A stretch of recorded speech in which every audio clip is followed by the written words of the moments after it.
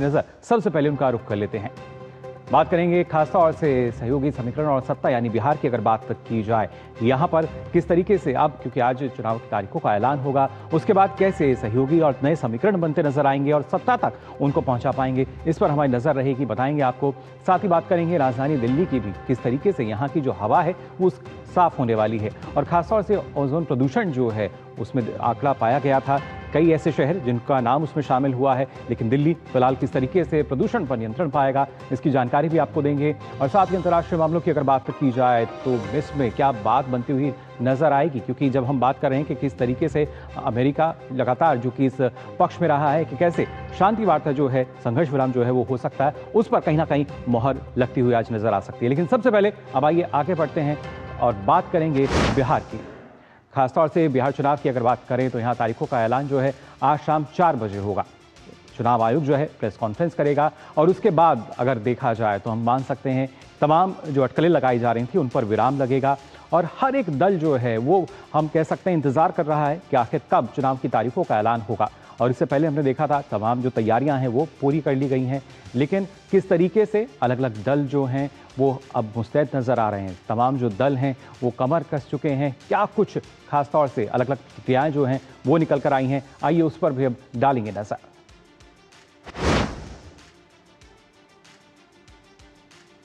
खासतौर से अगर बात की जाए गृह मंत्री अमित शाह, जिनका कहना है कि एनडीए की सरकार जो है सीधे तौर पर बनती हुई नजर आ रही है। उसके अलावा और जो दूसरे अलग अलग दल हैं, बीजेपी प्रदेश अध्यक्ष रणदीप जायसवाल ने क्या कुछ कहा है, जनता हितैषी एनडीए सरकार बनेगी। इसके साथ साथ जीतन राम मांझी उन्होंने कहा है कि कैसे चुनाव के लिए पूरी तरीके से एनडीए जो है वो तैयार है। और अमित शाह जो कि इस बात को पहले ही कह चुके हैं कि एनडीए की सरकार बनेगी, 160 से ज़्यादा जो सीटें हैं वो निकलती हुई नजर आएंगी। इसके अलावा अगर खासतौर से बात की जाए जो नई क्रियाएं हैं, ये लगातार आपको बता रहे हैं संजय झा जेडीयू कार्यकारी अध्यक्ष हैं, उनका कहना है कि काम पर जो वोट हैं वो मिलेंगे, ये इस तरह का अनुमान इनका फिलहाल नजर आ रहा है। लेकिन जनता जनार्दन कही जाती है, क्या कुछ कहेगी चुनाव की तारीखों के बाद जब मतदान होगा, परिणाम सामने आएगा, स्थिति साफ होती नजर आएगी। मृत्युंजय तिवारी आरजेडी नेता, जिनका कहना है महागठबंधन तैयार है, लेकिन क्या एक बार फिर से जो सीट शेयरिंग का जो पेच है वो वहां फंसता हुआ नजर आएगा या नहीं, ये तमाम कई ऐसे सवाल हैं जो इनके बयान के बाद भी जाहिर तौर पर सामने आ रहे हैं। लेकिन देखना यही होगा कि जब अब तमाम जो दल हैं वो कमर कसते हुए नजर आएंगे, तमाम रणनीति जो है वो बनाते हुए नजर आएंगे, किस तरीके से जो स्थिति है वो और साफ होगी। और चुनावी तारीखों के ऐलान के बाद जाहिर तौर पर और ज़्यादा जो हम कह सकते हैं स्थिति साफ होती नजर आएगी और तमाम राजनीतिक दल जो हैं और मजबूती के साथ हम कह सकते हैं अब इस चुनावी प्रक्रिया में शामिल होते हुए भी नजर आएंगे। खासतौर से अगर बात की जाए जिस तरीके से अभी तक का जो रहा है, क्योंकि ना सिर्फ 2025 बल्कि इससे पहले भी अगर हम बात करते हैं किस तरीके से अलग अलग दल जो है वो पिछले चुनाव में वोट जो है हासिल करता हुआ नजर आया था, उसके बारे में आपको जानकारी दे देते हैं। 2015 की बात की जाए और ख़ासतौर से 2020 की हम बात करें, बीजेपी की अगर खासतौर से बात की जाए तो आप देख सकते हैं जो 53 सीट जो है 2015 में आई थी, 24.4% वोट प्रतिशत रहा। इसके साथ साथ जब 2020 की अगर हम बात करें तो सीटें किस तरीके से बढ़ी, 74 सीट वो हो गई और वोट प्रतिशत जो है 19.5 हो गया। तो 2015 और उसके साथ साथ 2020, ये तो बात हुई बीजेपी की, किस तरीके से जो सीटें हैं वो बढ़ती नजर आएंगी और इस बार उम्मीद ये है कि और ज़्यादा बढ़ेंगी। इसके अलावा कांग्रेस की भी अगर बात की जाए तो 2015 में आप देख सकते हैं 27 सीटें जो हैं वो नज़र आती हैं, 6.7% नज़र आता है वोट प्रतिशत। और साथ ही 2020 की अगर बात की जाए जो सीट हैं वो 19 हैं और साथ ही वोट प्रतिशत जो है 9.5। लेकिन क्या 2025 में इसमें कुछ बदलाव होगा या कमी आएगी, ज़्यादा होगा, क्या स्थिति होगी? और साथ ही जब हम बात कर रहे हैं जेडीयू की तो 2015 में जेडीयू की क्या स्थिति थी, 71 सीटें जो हैं वो 2015 में थी, 16.8% वोट प्रतिशत यहाँ पे रहा था। हालांकि 2020 की अगर बात की जाए जो सीटें हैं वो 43 थी, जबकि वोट प्रतिशत जो है 15.4 नज़र आ रहा है। और अब खासतौर से अगर बात की जाए कि क्या इसमें ना सिर्फ बदलाव होगा बल्कि सहयोगी दलों के साथ कितना बदलाव आ सकता है। एलजेपी की अगर खासतौर से बात कर ली जाए 2015 में देखिए क्या स्थिति थी, 2 सीटें जो हैं वो 2015 में थी, 4.8% जो है वोट प्रतिशत रहा था। और 2020 की अगर बात करें तो देखिए सीट जो है वो 1 नज़र आ रही है, लेकिन वोट प्रतिशत थोड़ा सा बढ़ता हुआ नज़र आ रहा है, 5.7%। सहयोगी दल एनडीए का किस तरीके से और बेहतर स्थिति में नजर आएगा ये देखना होगा। आरजेडी की अगर बात की जाए 2015 की देखिए 80 सीटें हैं और वोट प्रतिशत जो है वो 18.4% रहा था, ये 2015 का आंकड़ा है। जबकि 2020 की अगर हम बात करते हैं तो 75 सीटें यहाँ नजर आ रही हैं और ख़ासतौर से 23.1% जो वोट प्रतिशत है वो फिलहाल यहाँ बनता हुआ नजर आया था। लेकिन 2025 की अगर बात की जाए, क्या और स्थिति होगी ये देखना होगा। 2025 में किस तरीके से स्थिति जो है वो खासतौर से और बनती बिगड़ती नजर आएगी, कहाँ पे इजाफा होगा, कहाँ पर कमी आएगी, ये देखना होगा। इसके अलावा खासतौर से अगर बात की जाए, क्योंकि आज जब चुनाव की तारीखों का ऐलान होगा तो अपने आप में काफ़ी महत्वपूर्ण तमाम दल जो हैं वो पूरी तरीके से अब तैयारी में जुट चुके हैं और अंतिम रूप जाहिर तौर पर वो भी देंगे, क्योंकि अब तारीखों का ऐलान हो जाएगा। उम्मीदवारों के जो नाम हैं उन पर मोहर भी जाहिर तौर पर लगाई जाएगी। लेकिन फिलहाल जो आंकड़े हैं वो आप देख सकते हैं किस तरीके से यहाँ नज़र आ रहे हैं। बीजेपी, आरजेडी या इसके साथ साथ एलजेपी की बात की जाए, और फिलहाल हमारे जो संवाददाता हैं वो हमारे साथ जुड़ चुके हैं, सीधा उनका ये रुख करते हैं, बात करेंगे उनसे। आपको बता दें कुमार आलोक हमारे साथ जुड़े हैं और साथ ही ऋषि हमारे साथ जुड़ चुके हैं। कुमार आलोक, पहले आपसे मैं जानना चाहूँगा, बिहार की राजनीति की अगर बात की जाए अपने आप में काफ़ी महत्वपूर्ण मानी जाती है। अलग अलग पहलू हैं, अलग अलग सीट वोट शेयरिंग की अगर हम बात करें, सीटों की बात की जाए, लेकिन इस बार का जो चुनाव है किस तरीके से बाकी चुनावों से अलग मान सकते हैं हम? जी बिल्कुल अलग होगा। एक तरह से हम देखें, विगत के चुनावों में देखें तो बहुत सारी स्थितियां और समीकरण बदलते और बनते और बिगड़ते रहे हैं। अगर आप 2015 की बात करें तो उस समय नीतीश कुमार की पार्टी आरजेडी के साथ उन्होंने गठबंधन किया था। एनडीए से अलग होकर नीतीश कुमार ने महागठबंधन के साथ चुनाव लड़ा था और महागठबंधन की सरकार बनी थी।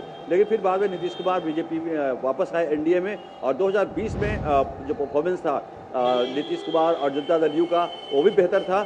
लेकिन उसमें एक फैक्टर था, जब लोजपा यानी लोक जनशक्ति पार्टी के चिराग पासवान की जो पार्टी है वो उसने अलग से चुनाव लड़ा और उसने वहीं अपने उम्मीदवार उतारे जहां जनता दल यू के कैंडिडेट थे, और इससे खासा नुकसान जनता दल यू को हुआ। लेकिन भाजपा का परफॉर्मेंस बहुत शानदार था। लेकिन इस बार जो है वो स्थितियां बदली हुई हैं। सारे जो एनडीए के जो घटक दल है वो बिल्कुल एक हैं, और एक होकर जब चुनाव वो लड़ेंगे तो आपने देखा कि पिछले लोकसभा चुनाव में एनडीए का प्रदर्शन शानदार रहा था, और विधानसभा में भी वही समीकरण होगा जो लोकसभा चुनाव में हुआ था।